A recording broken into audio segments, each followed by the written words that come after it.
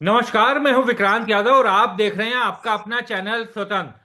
आज शनिवार है, छुट्टी का दिन है, तो सोचा आपसे सोने चांदी, शेयर बाजार, महंगाई और युद्ध जिसके खत्म होने का ऐलान किया गया है, लेकिन उसके बावजूद कई तरह के सवाल बने हुए, इन तमाम चीजों पर बात करेंगे। और इन सब पर बात करने के लिए हमारे साथ विशेष तौर पर जुड़े हैं वित्तीय विशेषज्ञ डॉक्टर शरद कोहली जी। शरद सर, नमस्कार।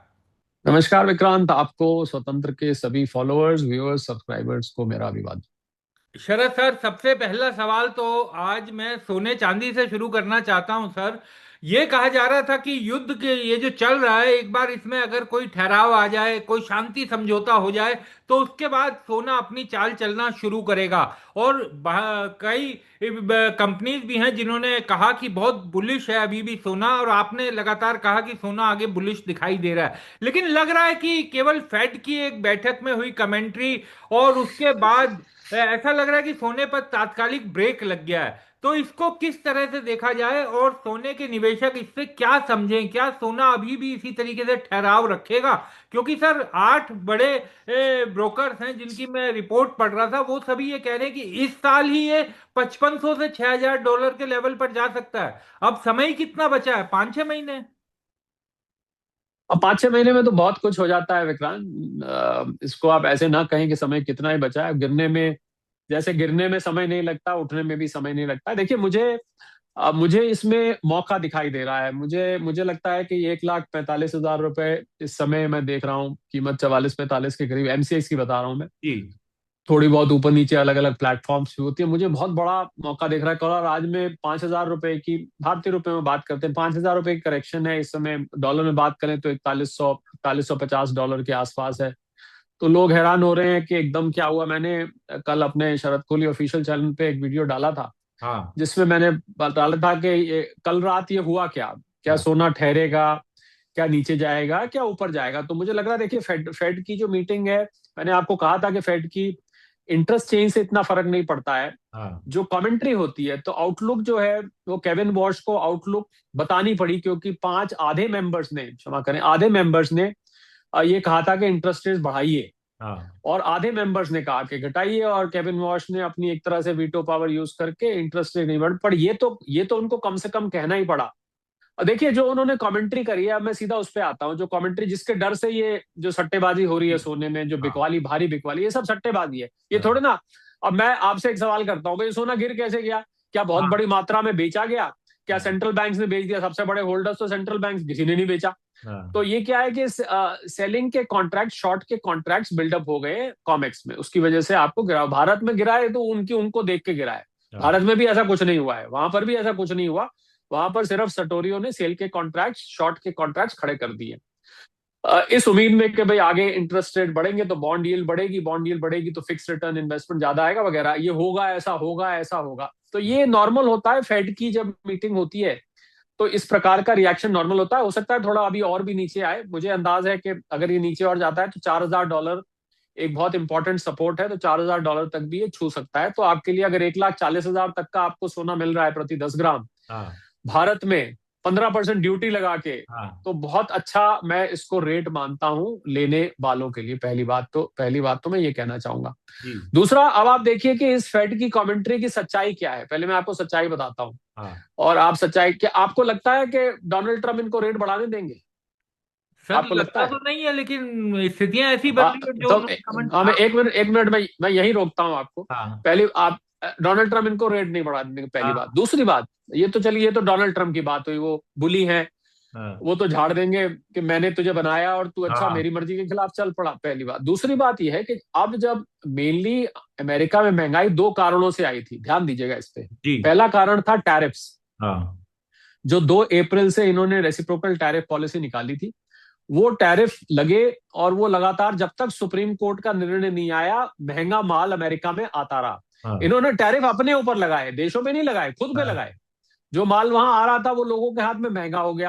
अब हाँ। सुप्रीम कोर्ट ने वो टैरिफ खारिज कर दिए, 50%, हाँ। 40%, 30-35%, वो सब खारिज हो चुके हैं। इस समय अमेरिका में कोई भी माल 10% से ऊपर का, कुछ एक्सेप्शनल आइटम छोड़ दें, कुछ section 301 US trade representative act की छोड़ दें, जहां इन्होंने अनफेयर प्रैक्टिस, ट्रेड प्रैक्टिस करके ब्राजील जैसे देशों पर ठोक दिया है, उसको छोड़ दे तो 10% टैरिफ पे ज्यादातर माल आ रहा है। हाँ पहली बात। दूसरी बात यह कि क्रूड ऑयल की कीमतें जब फेड बॉन्ड यील्ड्स पहुंच गई 4.5, तो क्रूड ऑयल की कीमतें उस समय $126 भी छुई हाँ थी, $97, $100 भी छुई थी। इस समय WTI क्रूड जो है, जो इसको हम वेस्टर्न टेक्सास इंटरमीडिएट कहते हैं, जो अमेरिका में बनता है, वो क्रूड इस समय 74-75 डॉलर पे हाँ, खड़ा है। बिल्कुल बिल्कुल। तो महंगाई को कम करने के अमेरिका में जो दोनों चीजें थी, वो दोनों चीजें अब करेक्ट हो चुकी हैं। हम्म।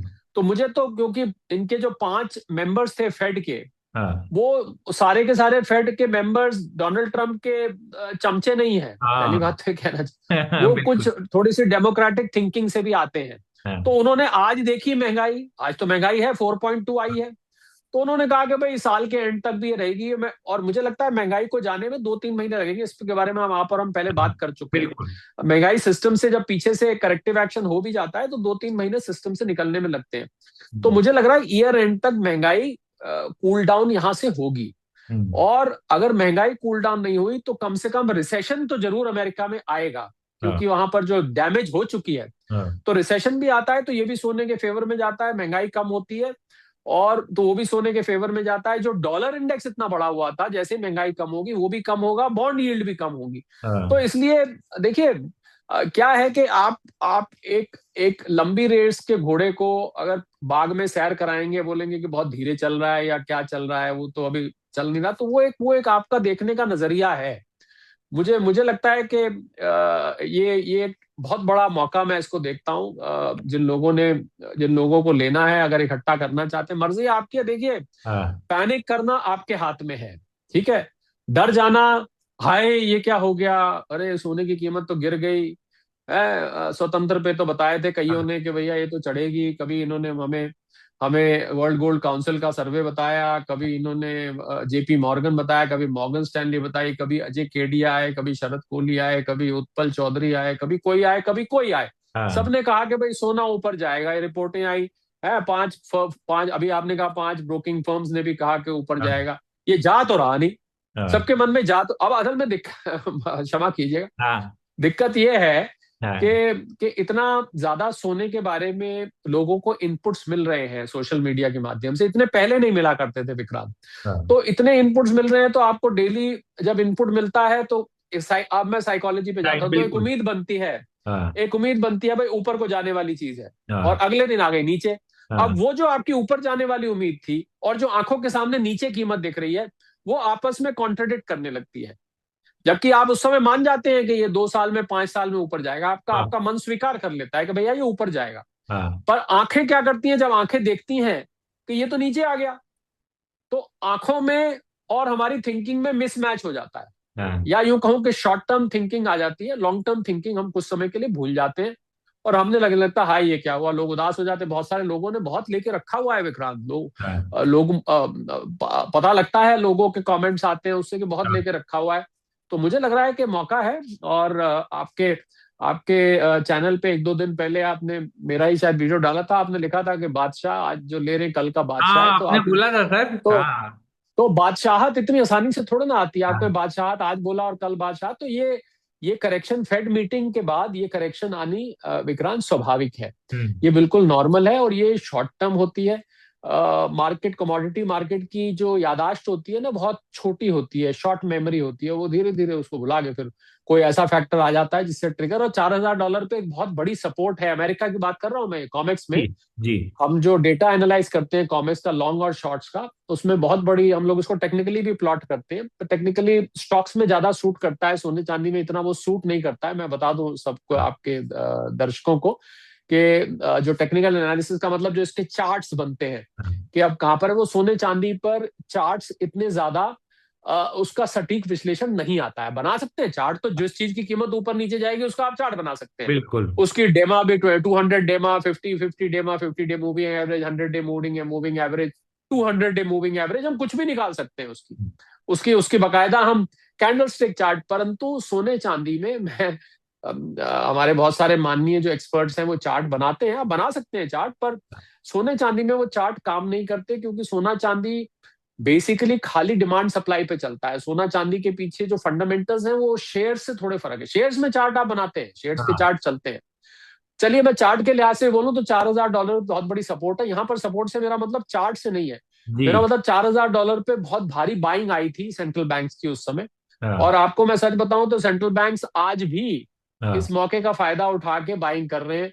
हम बहुत से लोग सिर पे हाथ रखे बैठे हैं, हाय क्या हो गया, और वो लोग बाइंग कर रहे हैं। तो अब हाँ। मर्जी आपकी है, आप जो भी रवैया लेना चाहें।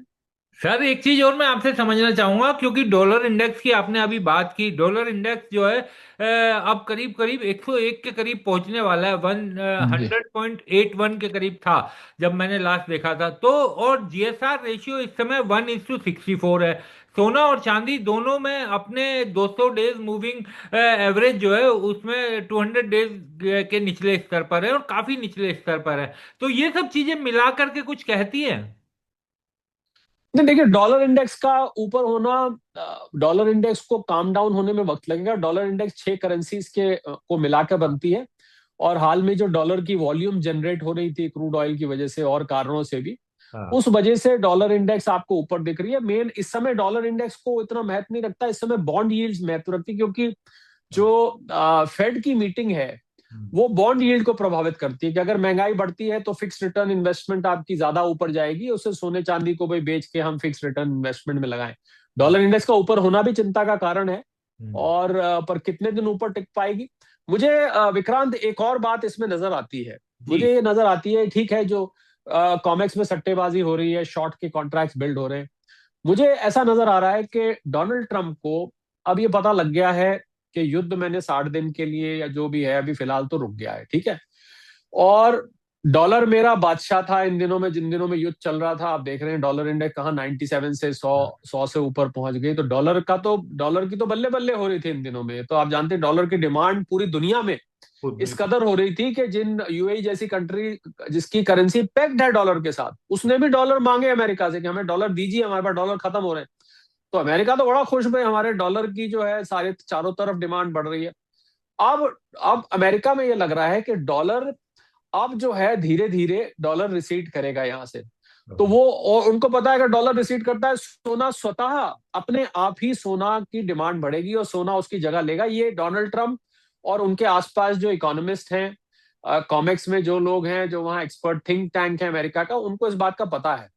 तो ये लोग कोशिश भी करते हैं कि सोना जो है बहुत ऊपर ना जाए, क्योंकि अगर सोना ऊपर गया, और इनको ये भी पता, आप क्या समझते हैं, जब जो दुनिया भर के सेंट्रल बैंक्स, जो आपने जो वर्ल्ड गोल्ड काउंसिल की रिपोर्ट जिसका हमने जिक्र किया था, उस पर हाँ मैंने भी आज जी। बहुत डिटेल में विश्लेषण दिया है। शाम तक वो वीडियो लोगों के आगे मिलेगा अपने अपने चैनल पे। उसमें उस सर्वे में बार बार एक बात पूछी गई थी सेंट्रल बैंक्स के, क्या आप डॉलर की जगह गोल्ड को रिप्लेस कर रहे हैं। हाँ इसका जवाब आपको याद होगा, 80-90% हाँ। बैंक्स ने कहा हाँ, हाँ हम रिप्लेस कर रहे हैं। हम्म, तो रिप्लेस का क्या मतलब है, इसको समझिएगा टेक्निकली। रिप्लेस ठीक। का मतलब है कि जिन ट्रेजरी बॉन्ड्स में इन कंट्री सेंट्रल बैंक्स ने इन्वेस्ट किया हुआ था सालों से, हाँ अब ये उनको बेचकर, अगर ये युद्ध ना चल रहा होता ना तो आज डॉलर बहुत गिर गया होता, क्योंकि युद्ध ने जो क्रूड ऑयल की डिमांड की वजह से डॉलर की डिमांड इतनी बढ़ा दी कि वो जो ट्रेजरी बॉन्ड्स में बिकवाली हुई डॉलर हाँ। एसेट्स की, उसको नेगेट करके बल्कि उससे भी आगे निकल गया। तो हम्म, ये जो इन अमेरिकन अमेरिकन ट्रेजरी को ये पता लग चुका है कि हमारे बॉन्ड्स को लगातार अब देश बेच रहे, मना तो कर नहीं सकते। हाँ अच्छा, बिल्कुल। बेचेंगे थोड़ा ना कहेंगे कि आप बेच नहीं सकते इसको। हाँ तो वो बेच रहे, इनको ये समझ में आ गया है कि डॉलर की धीरे धीरे जो है लोग गुड बाई कर रहे हैं आहिस्ता आहिस्ता लोगों। तो इसलिए भी ये सोने को अभी उठने से रोक रहे हैं। पर ये जो रोकना है ये आर्टिफिशियल है। हाँ ये जो सोने को आप इस तरीके से रोकेंगे तो जैसे ठीक उसी तरह विक्रांत, जिस तरह अमेरिकन स्टॉक मार्केट बल्ले बल्ले हो रही है, सारे हाँ युद्ध के दौरान स्टॉक मार्केट नए नए रिकॉर्ड छूती रही। बिल्कुल। आप बताइए, कभी ऐसा हो ही नहीं सकता कि जो देश युद्ध में हो, जिसके ऊपर $40 ट्रिलियन का कर्ज हो, जिसके यहाँ महंगाई छत फाड़ के बाहर जा रही हो, जिसके जिसके यहाँ गैस, पेट्रोल डीजल को गैस बोलते हैं, गैस वहां पर $3.5 से $5 हो गई हो, उसकी युद्ध मिसाइल चल रही हो, billions and billions of dollar उसका बर्बाद हो रहा है, हवाई जहाज उसके मर रहे हैं, सब उसका हो रहा है, और ऐसे ऐसी देश की स्टॉक मार्केट रोज नए रिकॉर्ड छू रही है। ये कौन सा नियम हुआ। ये तो साफ पता लग रहा है कि वहां पर एक लॉबी है जो कि वहां पर पैसा पंप करी। तो बहुत सारी चीजें विक्रांत अमेरिका में मुझे लग रहा है आर्टिफिशियली मैनिपुलेट करी जा रही हैं, ऐसा मुझे नजर आ रहा है। उसमें स्टॉक मार्केट एक है, गोल्ड सिल्वर की मार्केट एक है। इनको ये डर लग रहा है कि अब यही हमारा ये जो रूलिंग गवर्नमेंट है, इनको लग रहा है कि यही हमारा अब हथियार है कि हम शेयर मार्केट को ऊपर ले जाएं, तो शायद नवंबर में इनको वोट मिल जाए। किसी तरह डॉलर का हम डॉलर इंडेक्स को ऊपर रखें तो शायद हमें नवंबर में वोट मिल जाए। ये लोग अब इस कोशिश में लगे हुए हैं। तो मुझे लग रहा है कि जो टाइम है अब से लेके आप लगाइए कि हाँ। अक्टूबर तक का वो समय थोड़ा सा सोने में वॉलेटिलिटी आपको दिखाई देगी। हालांकि बीच में कोई ऐसा कारण बन सकता है जिससे एकदम प्राइस चढ़ जाएगी, पर ये इलेक्शन तक जो है ये लोग क्या करेंगे, ये कोशिश करेंगे सोने को चांदी को दबाने की हाँ। और मार्केट्स को स्टॉक मार्केट्स को उठाने की। तो कहीं यही कारण तो नहीं शरद जी कि ये जो 2 महीने का कहा गया है कि युद्ध, एक तरह से एमओयू किया गया है कि युद्ध 2 महीने के लिए रुक गया है और तब तक बाकी चीजें तय की जाएंगी, और हो सकता है कि 2 महीने बाद यानी जुलाई अगस्त निकालने के बाद इसे थोड़ा सा और आगे बढ़ा करके वो अमेरिका तो चाहे वो कि तो अपना वो चुनाव निकाल लें। हाँ। नहीं, आपने बिल्कुल ठीक कहा, क्योंकि वो उन्होंने ऑलरेडी बोल दिया है कि दो हाँ। महीने हम दे रहे हैं, पर ये आगे भी बढ़ सकता है। हाँ। उन्होंने बोली है ये बात, आपने ध्यान नहीं दिया। आप पढ़िए हाँ। राष्ट्रपति ट्रम्प की स्टेटमेंट पिछले, कि 2 महीने कर रहे हैं, शायद हम आगे भी बढ़ा सकते हैं। हाँ। बिल्कुल ये कर रहे हैं, क्योंकि इनको इनको ये समझ आ गया है कि इनकी अप्रूवल रेटिंग गिर चुकी है, और इनकी जो मेजोरिटी है हाउस ऑफ रिप्रेजेंटेटिव्स में, और दो वहां पर, जैसे यहाँ पर लोकसभा राज्यसभा होता है, वहां पर सेनेट होती है, एचओआर होता है। इनको ये पता लग चुका है कि दोनों जगह मेरी मेजोरिटी रिपब्लिकन्स की चली जाएगी, और मुझे ये लोग फिर उठा के इम्पीच कर देंगे। उनको अपनी कुर्सी बचाने के लिए, सत्ता बचाने के लिए, वो डॉलर को ऊपर रखेंगे, शेयर मार्केट्स को ऊपर रखेंगे, और सोने चांदी को दबा के रखेंगे। क्योंकि अमेरिकन ट्रेजरी ने ये रिपोर्ट दी है राष्ट्रपति ट्रंप को कि भैया ये जो हमारे बॉन्ड्स में दुनिया भर के देशों ने निवेश किया हुआ था, ये सब हाँ। अपना निवेश लिक्विडेट करके यहाँ से भाग रहे हैं। तो उन्होंने पूछा होगा तो फिर क्या कर रहे हैं, उन्होंने कहा जी सोना खरीदे जा रहे हैं। तो हाँ। उन्होंने कहा ठीक है, हम सोने को दबाते हैं। तो आप अब कंट्रोल प्राइस डिस्कवरी हो रही है कॉमेक्स से। तो हाँ। कॉमेक्स में क्या करना है आपने, जो काम शेयर मार्केट में ऊपर ले जाने के लिए हो रहा है, वही काम कमोडिटी मार्केट में नीचे ले जाने के लिए हो रहा है। तो ये गिरावट ना केवल सट्टेबाजों का काम लग रहा है, बल्कि ये गिरावट मुझे आर्टिफिशियल भी नजर आ रही है। क्योंकि जितने भी फंड, आपको क्या लगता है, दुनिया के सारे सेंट्रल बैंक गलत हैं, तो हाँ। वर्ल्ड गोल्ड काउंसिल गलत है, ठीक है, जेपी मॉर्गन गलत है, मॉर्गन स्टैनली गलत है, यूबीएस गलत है, ज्योतिषी गलत है, शरद शरद कोहली गलत है, सब गलत है, बस एक एक खाली कॉमेक्स ठीक है। ऐसा ऐसा नहीं हो सकता है। तो ये आर्टिफिशियल है, और ये कितने दिन तक देखना ये है कि हाँ। कितने दिन तक ये इसको आर्टिफिशियली दबा पाते हैं। दबा लो आप जितना दबाना है, पर हाँ। मुझे लग रहा है जो इस खेल को समझता है वो फायदा उठा सकता है। यही यही आपके जैसे चैनल का लोगों को फॉलो करने का फायदा होता है कि आपको पिक्चर, पीछे की पिक्चर पता लग जाती है, तो आप औरों से ज्यादा हाँ। कमाई कर सकते हैं, औरों से ज्यादा वेल्थ बिल्ड कर सकते हैं। मैं किसी को निवेश के लिए इंसाइट नहीं कर हाँ। रहा हूं, मैं किसी को निवेश के लिए उकसा नहीं रहा हूं। आपको निवेश की सलाह तो आपको अपने इन्वेस्टमेंट एडवाइजर से, हम आपको पीछे की पिक्चर बता रहे हैं कि पीछे की पिक्चर क्या है। डोनाल्ड ट्रंप के मन में इस समय दुनिया का सबसे बेचैन आदमी है, तो वो हाँ। डोनाल्ड ट्रंप है। भले आप सोच भी नहीं सकते उन्होंने क्या ये साइन करी है, जो सो हाँ। कॉल्ड डील है। ये डील नहीं है, ये सरेंडर है, ये डील थोड़ी ना है। ये आप, मेरे मेरे सामने डॉक्यूमेंट है, मेरे टेबल पे पड़ा है, 14 पॉइंट का डॉक्यूमेंट है। तो आप अगर बारीकी से पढ़ेंगे ना, आप दंग रह जाएंगे पढ़ के। हालांकि मोटा मोटा तो खबरों में आप देख ही रहे हैं, पर सच ये है कि ये टोटल सरेंडर कर दिया इन्होंने। एक एक बात उनकी उनकी इन्होंने मान ली है। कुछ इन्होंने डायरेक्ट ही मान लिया, वो जो $300 बिलियन है, वो दूसरे रूट से वो भेजा जाएगा। वो मिडिल ईस्ट की कंट्री धीरे धीरे, सोचिए जिन देशों के ऊपर ईरान ने हमला किया, हाँ। ठीक है, जिनकी ऑयल रिफाइनरीज डिस्ट्रॉय करी, जिनके एयरपोर्ट्स पे हमला किया, जिनकी बड़ी बिल्डिंग, वही देश उनको फंडिंग करेंगे हाँ। अमेरिका के कहने पर। सोचिए आप। तो हाँ। ये मामला जो है सारा, ये खेल चल रहा है। इस खेल को जो समझेगा वो लॉन्ग टर्म में मुनाफा कमा सकता है। अगर आप शॉर्ट टर्म गिरावट देख रहे हैं तो हम किसी को देखिए, हम तो हमारा हमारा काम है आपको सच्चाई बताना। बाकी आप जिस तरीके से अपना इंटरप्रिटेशन करना चाहते हैं, क्योंकि मैं अमेरिका का सारा ये खेल समझ रहा हूँ जी। शरद जी, एक और चीज मैं समझना चाहता हूं सर, कि अमेरिका में एक खबर पढ़ रहा था कि जो अमेरिका के 2 साल वाले बॉन्ड हैं उसमें निवेशकों का थोड़ा ज्यादा इंटरेस्ट है बनिस्पत की जो 10 साल वाले या 30 साल वाले। तो जो लंबी अवधि के हैं उनमें कम उनका विश्वास है, वो ज्यादा निवेश 2 साल वालों में कर रहे हैं। तो क्या ये इसका मतलब ये भी समझा जाए कि अमेरिका की इकोनॉमी में लॉन्ग टर्म को लेकर के विश्वास कम है, या कुछ और भी इसमें चीज बिल्कुल समझ में आती है? नहीं, बिल्कुल ये नहीं, ये तो बिल्कुल, ये तो ऑब्वियस है कि लोग लॉन्ग टर्म नहीं रखना चाहते वहां पर। वैसे सबसे पॉपुलर जो होते हैं, हाँ, दो 10। साल वाले होते हैं, 5 साल वाले, 10 साल वाले, 20 साल वाले, 30 साल वाले भी सबसे पॉपुलर 10 साल वाले। ये जो हाँ, हम बॉन्ड यील्ड बोलते हैं, हाँ, ये हम 10 साल वालों की हाँ, बोलते हैं।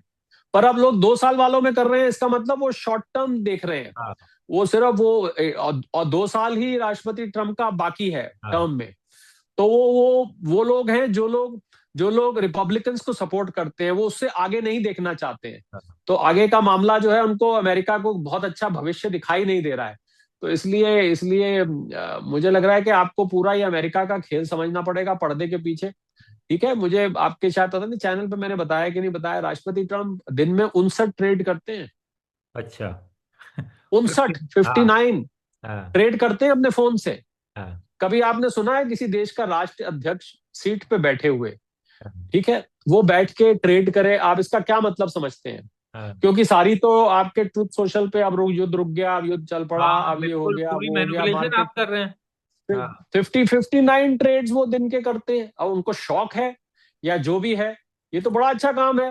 मुझे मुझे तो मैंने तो एक चैनल पे ये भी कहा भाई, सिक्योरिटी एक्सचेंज कमीशन को, जो वहां की, यहाँ सेबी बोलते हैं, वहां पर एसईसी बोलते हैं, एसईसी को इन्वेस्टिगेट करना चाहिए कि भाई ये क्या है। तो मुझे तो पता, मुझे लगता पता नहीं, ये कानून से ऊपर है, कोई इनको पूछने वाला नहीं है, कोई कुछ कहने वाला नहीं है, कोई। यहाँ तो भारत में देखिए कितना हंगामा हो जाता है अगर एक हाँ, छोटी सी बात हो जाए तो। सारे बिल्कुल, टीवी चैनल्स पे डिबेट्स, वहां तो एक छोटा सा बस क्वेश्चन पूछते हैं, वो एक टका सा जवाब देते हैं और बात खत्म हो जाती है। पता नहीं कैसी आपको कुछ पॉलिटिक्स, आप तो पॉलिटिकल एडिटर रहे हैं, हाँ, आपको बताइए, आपको यहाँ की पॉलिटिक्स और वहां की पॉलिटिक्स में बहुत फर्क नहीं दिखाई देता है? बहुत फर्क बिल्कुल। है। एक आध बार सवाल पूछा, बस चुप, छुट्टी, खत्म हो गई, बस ठीक है, पूछ लिया, हो गया। तो अभी मुझे लगता है लोगों को थोड़ा सा लॉन्ग टर्म सोचना चाहिए और लॉन्ग टर्म देखना चाहिए कि ये क्या पीछे खेल चल रहा है। शरद जी, एक और चीज, मैं शायद गुरुवार को ये एक्सेंटर का जो मामला हुआ यूएस में, और उसके बाद भारी उसमें गिरावट देखी गई उसके नतीजे में, और उसके बाद उनके शेयरों में। उसके बाद शुक्रवार को अपने यहाँ भी आईटी सेक्टर्स में भयानक गिरावट, इन्फोसिस, विप्रो, टीसीएस। तो बुरे दिन लगातार आईटी कंपनीज के तो कम से कम अब दिखाई दे रहे हैं। ये तो बड़ा मुश्किल हो जाएगा, यानी इनके शेयर निवेश की दृष्टि से भी और आने वाले समय में रोजगार को लेकर भी, दोनों ही चीजों के लिए बड़ी अब परेशानियां दिखाई दे रही हैं। अभी मैं आपके चैनल पे आने से पहले एक एक राष्ट्रीय अंग्रेजी चैनल पे था, इसी इसी मुद्दे पर काफी देर तक बातचीत होती है। एक्सेंचर के जो कमेंट्री आई है, हाँ, वो कमेंट्री में बताया गया कि भाई बिजनेस में कोई खास हाँ, ग्रोथ नहीं है। मुख्य मुख्य उसके कारण ये है, एक तो मिडिल ईस्ट के वॉर, ज्यादातर तो मिडिल ईस्ट के वॉर ने अमेरिका जैसे देश को स्लो डाउन किया है। वहां जिन कंपनीज ने एक्सपैंड करना था, जिन कंपनीज ने नए बिजनेसेस शुरू करने थे, जिन कंपनीज ने अपने नए इन्वेस्टमेंट्स करने थे, वो सब उन्होंने पोस्टपोन कर दिए युद्ध के चलते हुए, पहली बात। दूसरी बात, एआई का थ्रेट बना हुआ है। एआई, आर्टिफिशियल हाँ, इंटेलिजेंस को लेके बहुत चिंता है कि भाई जो भारतीय कंपनियां काम करती हैं, इन्फोसिस, टीसीएस, एचसीएल, विप्रो, भाई ये कंपनी जो है, जो वहां पर आज तक इतने सालों से काम कर रही हैं, वो एआई टूल्स आके अपने आप कर देंगे। वो पूछते हैं क्यों ना हम इनको एआई से करा लें। तो ये भी एक अंदेशा जताया जा रहा है। दूसरा, अमेरिका में जो महंगाई बढ़ी, पूरा ये टैरिफ का सारी, उससे अमेरिकन अर्थव्यवस्था स्लो डाउन है। ज्यादातर इनके ग्राहक अमेरिका में है, कुछ यूरोप में भी है, पर ज्यादातर अमेरिका। तो इस वजह से एक्सेंचर ने ये आउटलुक बहुत अच्छी नहीं दी। अच्छा, आपको ये बता दूं कि एक्सेंचर के जो क्लाइंट्स हैं हाँ, और हमारे यहाँ की आईटी कंपनीज के क्लाइंट्स, बहुत कुछ कॉमन है उनमें, वो सेम क्लाइंट्स हैं। तो उनको लगा कि भाई जब एक्सेंचर के क्लाइंट्स यही हाँ, हैं, तो हमारे भी क्लाइंट्स यही है। तो एक्सेंचर ने ये कहा कि भाई इतना बिजनेस नहीं आ रहा है। तो पर देखिए, मार्केट का रिएक्शन, मैं विक्रांत मानता हूँ, मार्केट बच्चा है, छोटा बच्चा है, इतनी हाँ, जल्दी परसेप्शन पे चलता है, फटाफट रिएक्ट किया, आज धड़ धड़ धड़ धड़ धड़ गिरने शुरू हो गए, एक दिन में फिर सब भुला भी देते हैं। तो मार्केट के रिएक्शन को मैं बहुत ज्यादा सीरियसली नहीं लेता, क्योंकि मैं खुद, I am not into trading. ना हाँ। मैं स्पष्ट कर दूं, ना मैं गोल्ड और सिल्वर की ट्रेडिंग करता हूँ, ना मैं स्टॉक मार्केट में ट्रेडिंग करता हूं। मैं ट्रेडिंग बिल्कुल नहीं करता, 0.0001% भी नहीं करता हूं। तो किसी को अगर इस बात की गलत फहमी है कि कोहली साहब मार्केट को इतनी एनालाइज करते हैं और ये गोल्ड सिल्वर को भी इतना एनालाइज करते हैं, तो रोज तो ये खूब पैसे, मैं 1 रुपए की भी ट्रेडिंग, $1 की 1 रुपए की भी ट्रेडिंग नहीं करता हूँ। तो ये तो ट्रेडर्स का इंटरेस्ट है। आपको आज देख रहा है वीकेंड पे कोई ऐसी खबर आ गई विक्रांत, मंडे को सब पलटी मार जाता है। तो ये मार्केट तो छोटा बच्चे की तरह है, छोटी सी बात हुई रोना शुरू कर दिया, छोटी सी बात हुई एकदम खुश हो गए, एकदम दुखी हो गए। बाकी हाँ, ये बात सच है कि अमेरिका में स्लो डाउन है, और स्लो डाउन का असर हमारी आईटी कंपनीज को भुगतना पड़ेगा। पर ये जो एआई से रिलेटेड ट्रबल है, मैं ये भी साथ में बता दूं कि हमारी बहुत सारी आईटी कंपनीज, आपको लगता है सिर्फ सिर्फ आपको और हमें ही पता है कि भाई एआई की वजह से पिटेंगी, इन्होंने एआई के लिए बहुत तैयारी कर रखी है। इन्होंने अपने अपने एप्लीकेशन टूल्स बना रहे हैं, ये उन एप्लीकेशन टूल्स पे काम कर रहे हैं, और एआई के लिए अपनी अपस्किलिंग कर रहे हैं, रीस्किलिंग कर रहे हैं। हाथ पे हाथ रख के थोड़ा ना बैठे। इतनी बुरी परिस्थिति नहीं है जितनी जितनी मार्केट रिएक्ट करती है विक्रांत। सर एक सवाल अंतिम पूछना चाहूंगा कि तेल की, क्योंकि कच्चे तेल की हम लोगों ने बात कई बार की है और आपने कहा भी है कि सरकार को थोड़ा उसका लाभ देना चाहिए। तो अब तो सर WTI और ब्रेंट दोनों ही $80 से नीचे के लेवल पर चल रहे हैं। तो बड़ी तेजी से मांग उठने लगी है कि अब पब्लिक तक इसका लाभ पहुंचना चाहिए। तो क्या कच्चे तेल की कीमत, मैं आज किसी से बात कर रहा था तो उन्होंने ये कहा कि कच्चे, आप लोग भले ये कहते रहें कि पेट्रोल डीजल के दाम कच्चे तेल से रिलेटेड है, पेट्रोल डीजल के दाम कच्चे तेल पे आधारित नहीं है, वो चुनावी राजनीति पे आधारित होते हैं। तो जब सरकार को लगेगा कि चुनावी दृष्टि से कम करना ठीक है, तब वो कम करेंगे। तो क्या लगता है सर कि इस समय हो जाना चाहिए, कुछ मिलनी चाहिए राहत, क्योंकि महंगाई का ये सफर अभी लंबा दिखाई दे रहा है। और अल्नीनो, सर कहा जा रहा है 30% तक मानसून अभी तक कम हो चुका है, तो बड़ी संकट वो भी सामने दिखाई दे रही है। मुझे लगता है कम होंगे, होने चाहिए। मैं वो सबसे पहला वो व्यक्ति था हाँ। जिसने टीवी चैनल्स पर और डिजिटल चैनल्स पर भी ये बात बोली कि मुझसे एक बड़े चैनल ने, या मैं चैनल्स का नाम नहीं लेता हूँ, मुझे एक बड़े चैनल ने पूछा कि भाई आपको क्यों लगता है कि उनको कम करनी चाहिए। मैंने कहा इसलिए लगता है कि अपनी कम से कम नियत तो बता दो भैया, हाँ। कि वन वे ट्रैफिक नहीं है ये हाँ। खाली ऊपर ऊपर, जैसे आपने कहा कि ऊपर तो जाते हैं जब बढ़ता हाँ। है, पर नीचे जब घटता है तो नीचे ये आधी मार्केट ड्रिवन है, आधा मार्केट ड्रिवन, मतलब ऊपर जाने में तो मार्केट ड्रिवन है, हाँ, पर नीचे नीचे जाने में जाने में चुनाव मार्केट ड्रिवन ड्रिवन। नहीं है। तो ये आधी आधी मार्केट ड्रिवन क्या होता है? तो मुझे लग रहा है कि अब समय आ गया है। अगर अब 80 के नीचे टिका हुआ है 2-3 दिन से, हाँ। 78-79 के आसपास है, तो अब एक सांकेतिक रूप से इन ऑयल मार्केटिंग कंपनीज को कुछ कम करना चाहिए। और अच्छा चलिए, मैं तो ये मानता हूं, अगर एक कहावत होती है गांव में विक्रांत, हाँ। जी। पंजाब पंजाब के गांव की कहावत है, आपने अगर सुनी हो, आप तो पंजाबी थोड़ी हाँ। समझते हैं, थोड़ी सी पंजाबी है इसमें। उसमें कहते हैं जिथे सत्यानाश होते सवा सत्यानाश। हाँ, अरे बिल्कुल भाई, सही अगर सही। आपको हाँ। अगर आपको मैं कहता हूं अब 200 करोड़ की अंडर रिकवरी हो रही है, फॉर एग्जाम्पल मैं हाँ। एक उदाहरण ले रहा हूँ, चलिए, हाँ। आपको 200 करोड़ रोज की रिकवरी हो रही, क्योंकि अब 78 आ चुका है, तो रिकवरी जो अंडर रिकवरी 600-700 करोड़ थी, वो गिन के 200-300 करोड़ हो गई। तो हाँ। अगर 300 करोड़ की जगह 350 करोड़ हो जाएगी, कहाँ तो आप 1000 करोड़ भी रोज की रिकवरी ले रहे थे। कम से कम लोगों को एक संदेश पहुंचे हाँ। कि ऑयल मार्केटिंग कंपनी सेंसिटिव है, हाँ। ये अगर ऊपर करती हैं तो ये नीचे भी करती हैं। और ऑयल मार्केटिंग कंपनीज ये भी स्पष्ट करें, ये हाँ। मैं बहुत जोर दे के कह रहा हूं, कि क्या ये पब्लिक वेलफेयर के लिए काम करती हैं, या ये अपना मुनाफा बढ़ाने के लिए, शेयर मार्केट में इन्वेस्टर्स को खुश करने के लिए काम करती हैं। ये बात स्पष्ट करनी बहुत जरूरी है। अगर आप stock market, share market, investors के लिए काम करते हैं, तो फिर इलेक्शंस में क्या हो जाता है? फिर इलेक्शन में क्यों नहीं आप बढ़ाते हैं? क्योंकि इन्वेस्टर तो तब भी फंसे होते हैं। और अगर आप पब्लिक वेलफेयर के लिए काम करते हैं, तो फिर रेट घटने पे आप घटाते क्यों नहीं है? तो मुझे लग रहा है कि ये पहले ऑयल मार्केटिंग कंपनीज को ये बात स्पष्ट करनी चाहिए। ये जो धर्म संकट खड़ा कर हाँ। रखा है ऑयल मार्केटिंग कंपनीज ने हाँ।